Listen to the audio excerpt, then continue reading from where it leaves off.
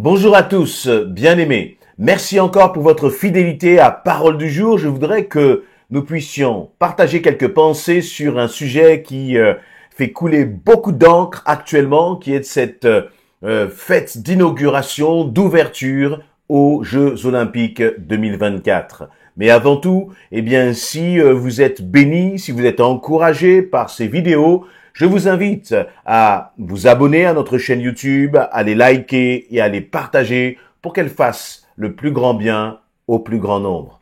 Je disais donc que cette session d'ouverture, cette fête d'ouverture des Jeux Olympiques a fait couler beaucoup d'encre. On a vu beaucoup de choses belles du point de vue artistique, du point de vue technologique, du point de vue esthétique. Et en même temps, derrière toute cette apparence de beauté, de grandeur, il y avait des choses qui étaient, disons-le clairement, complètement diaboliques. Et je ne veux pas rentrer dans le détail de ce qui est vrai, pas vrai, peu importe. Mais en tant qu'enfants de Dieu, nous avons à regarder la situation d'un point de vue qui est spirituel. Et nous ne pouvons pas nous attendre à ce que le monde puisse comprendre justement, parfois le pourquoi nous serions choqués. Non. Nous sommes choqués parce que nous sommes enfants de Dieu. En tant qu'enfants de Dieu, nous avons une vue spirituelle sur ces choses et on ne peut pas s'attendre à ce que le monde comprenne justement les raisons du fait que nous soyons choqués. Mais en tant qu'enfants de Dieu, positionnons-nous justement du point de vue spirituel. Dans 1 Jean chapitre 5, à partir du verset 18, il nous est dit ceci: nous savons que celui qui est né de Dieu ne connaît pas le péché qui mène à la mort, car le Fils de Dieu le protège. Aussi, le diable ne peut-il rien contre lui. Verset 19, et c'est là que cela va commencer à nous intéresser. Nous savons que nous appartenons à Dieu, alors que le monde entier est sous la coupe du diable. Mais nous savons aussi que le Fils de Dieu est venu et qu'il nous a donné l'intelligence pour que nous connaissions le Dieu véritable. Ainsi, nous appartenons au Dieu véritable par notre union à son Fils Jésus-Christ. Ce Fils est lui-même le Dieu véritable et la vie éternelle. Mes enfants, gardez-vous des idoles. Ce qui m'interpelle dans ce verset, c'est que l'apôtre Jean va rappeler aux chrétiens que, le monde entier est sous la coupe du diable. Le monde entier est sous la coupe du diable.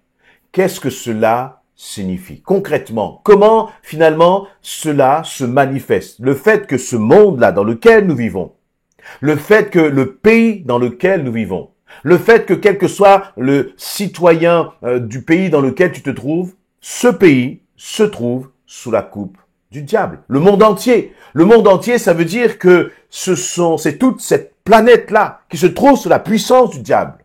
Et ça veut dire aussi il n'y aurait pas une sorte d'île, il n'y aurait pas une sorte de pays, il n'y aurait pas une région qui serait sous la coupe de Dieu. Non, ce n'est pas le moment, ce n'est pas le temps. Il viendra un temps où le diable va perdre son pouvoir, va perdre sa domination. Mais jusqu'à maintenant, ce temps n'est pas encore arrivé. D'ailleurs, j'ouvre une parenthèse. Il y a certains mouvements que je qualifierais de sectaires, qui vont prétendre s'appeler Nouveau Ciel, Nouvelle Terre, qui vont prétendre qu'ils sont une sorte de Nouvelle Jérusalem.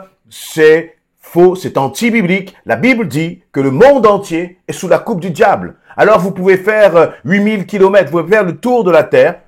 Tout pays, toute région, toute ville, toute île même déserte se trouve sous la coupe du diable. Comment est-ce qu'on peut même constater cela? C'est un fait. Partout vous irez, sur tous les continents de ce monde, se trouve la mort. Les animaux meurent. La nature même se détruit. Vous mettez un humain sur n'importe quelle île déserte, même tout seul, il mourra. Pourquoi? Eh bien, parce que nous portons la mort en nous à cause du péché originel et à cause de notre propre péché. Et c'est donc pour cela qu'il nous est dit que le monde entier est sous la coupe du diable. Et en même temps, il y a ceux qui sont enfants de Dieu, mais j'y viendrai un peu plus tard. Finalement, quelles sont les conséquences du fait que notre monde se trouve sous la coupe du diable? Eh bien, tout simplement, notamment ce que vous avez vu là aux Jeux Olympiques. Dans cette fête d'ouverture, les personnes qui vont organiser tout cela, qui vont organiser cette fête d'ouverture, n'ont pas une idée forcément mauvaise en se disant « on va faire mauvais, on va blesser, on va diviser ». Non. Parce que la Bible nous rappelle que nous n'avons pas à lutter contre la chair et le sang, mais contre les dominations. Et ceux qui organisent cela, eh bien, soit ils sont enfants de Dieu, ce que je ne crois pas, soit ils sont sous la domination du malin. Donc si ces hommes et ces femmes sont sous la domination du malin, pouvons-nous réellement, nous en tant qu'enfants de Dieu, attendre qu'il y ait quelque chose de saint, quelque chose qui glorifie Dieu dans ce qui est organisé là? Ce n'est pas possible. Pourquoi? Parce que le monde entier est sous la coupe du diable. Mais ce qui est intéressant, c'est que de voir des images qui sont choquantes. Eh bien, par exemple, presque une suggestion d'un couple à 3 personnes à un moment et d'autres choses encore qui sont blasphématoires. Eh bien, nous rappeler cela, voir cela, pour nous en tant qu'enfants de Dieu, eh bien, je crois que ça nous sort de notre torpeur, ça nous sort de notre tiédeur, ça nous sort de notre endormissement spirituel, qui pourrait nous faire croire que parce qu'il fait beau, que la plage est belle, eh bien, que tout va bien. Non, rien ne va. Pourquoi? Eh bien, parce que Jésus-Christ approche.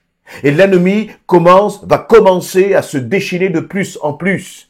Rien ne va parce que la Bible nous dit que dans les derniers temps, les hommes seront fanfarons, égoïstes, amis de l'argent, de plus en plus méchants. Et on voit toute cette violence qui est autour de nous.